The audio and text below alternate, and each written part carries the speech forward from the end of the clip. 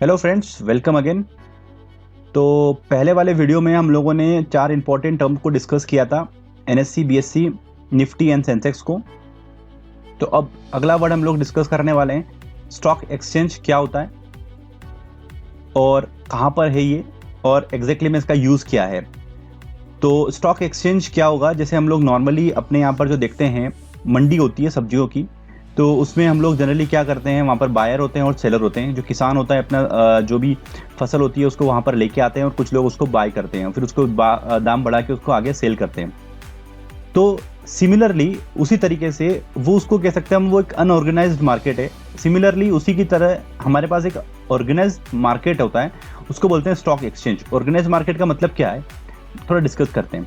तो देखो, stock exchange के अंदर कौन होते हैं, कौन बाय और सेल करते हैं। तो स्टॉक ब्रोकर होंगे, ट्रेडर होंगे, इन्वेस्टर्स होंगे।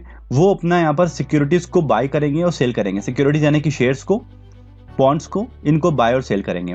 तो ये यहाँ पर जो वर्ड एक्सचेंज आ रहा है, एक्सचेंज का मतलब ये हो रहा है कि यहाँ पर कोई ना कोई बंदा किसी सिक्योरिटीज को बाय करता है, कोई ना कोई उसको सेल करता है, because it's a secondary market. Secondary market का मतलब ये हो गया कि अभी हम लोग एक वीडियो के अंदर डिस्कस करते हैं कि what is primary market and what is secondary market. Secondary market का मतलब ये कि सपोज मुझे एसबीआई का स्टॉक परचेज करना है, तो एसबीआई का स्टॉक अगर मैं किसी से परचेज करता हूं तो मैं डायरेक्टली कंपनी से परचेज नहीं कर रहा हूं उसको, क्योंकि बिकॉज ऑफ स्टॉक एक्सचेंज जो है वो सेकेंडरी मार्केट है। तो किसी न किसी बंदे ने उसको पहले बाई किया हुआ था, मैं उससे परचेज कर रहा हूँ। मुझे सेलर की डिटेल यहाँ पर पता नहीं चलेगी। मुझे जिस भाव में स्टॉक एसबीआई का भी चल रहा है उस भाव में अगर मुझे खरीदना है तो कोई ना कोई उसका सेलर अवेलेबल होता है। तो यहाँ पर जो होता है स्टॉक एक्सचेंज के अंदर, इसको ऑर्गेनाइज्ड मार्केट इसलिए कहा जा रहा है क्योंकि यहाँ पर हमारे पास बायर और सेलर की लिक्विडिटी काफ़ी अच्छी है। अगर किसी बंदे को कोई 1000, 10,000, 1 लाख स्टॉक सेल करना है तो यहाँ पर हो सकते हैं। हम लोगों को यहाँ पर बायर और सेलर ढूंढने की जरूरत नहीं पड़ती है।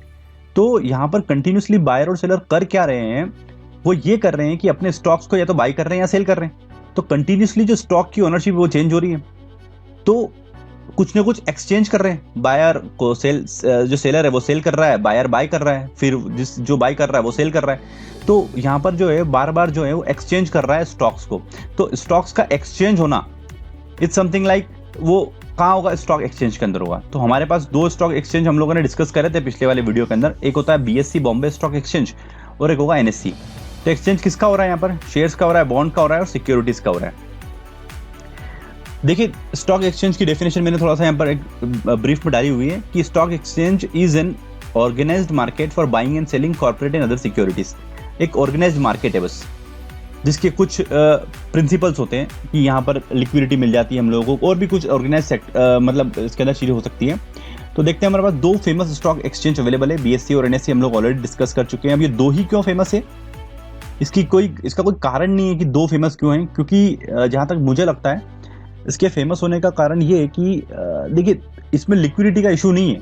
अगर मुझे कोई स्टॉक 10,000, 5,000, 20,000, लाख स्टॉक भी अगर मुझे किसी शेयर के खरीदना है, किसी कंपनी का खरीदना है, तो यहाँ पर मुझे लिक्विडिटी का कोई इशू नहीं है। बाइंग करते समय भी कोई इशू नहीं है और सेलिंग करते समय भी कोई इशू नहीं है। तो मैक्सिमम जो ट्रेड होती है वो बीएससी और एनएससी में होती है।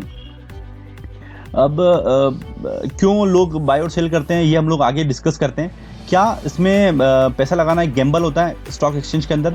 तो मेरा कहना है यहाँ पर कि it is not an Gamble. और कैन यू सेल और by shares on exchange? Yes, you can buy और सेल शेयर ऑन एक्सचेंज। तो आप लोगों को इसके लिए क्या करना होता है, छोटी सी प्रोसेस होती है, डीमेट अकाउंट ओपन करना होता है। उसके बाद थोड़ा सा एक बार आप उसको देख लेंगे कि कैसे मुझे कोई इक्विटी शेयर्स को बाय करना है या सेल करना है। तो इट्स समथिंग लाइक आप जैसे नेट बैंकिंग ऑपरेट करते हैं उसी तरीके से ये होता है।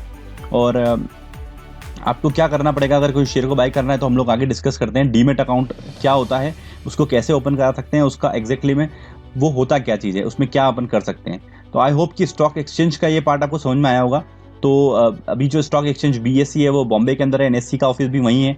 तो हमारे पास 2 स्टॉक एक्सचेंज इंपॉर्टेंट है। आगे डिस्कस करते हैं हम लोग कि हम लोग किस तरीके से शेयर्स को बाय कर सकते हैं, डीमेट अकाउंट ओपन कर सकते हैं और डीमेट अकाउंट होता क्या है। ठीक है फ्रेंड्स, थैंक यू, मिलते हैं अगले वीडियो में।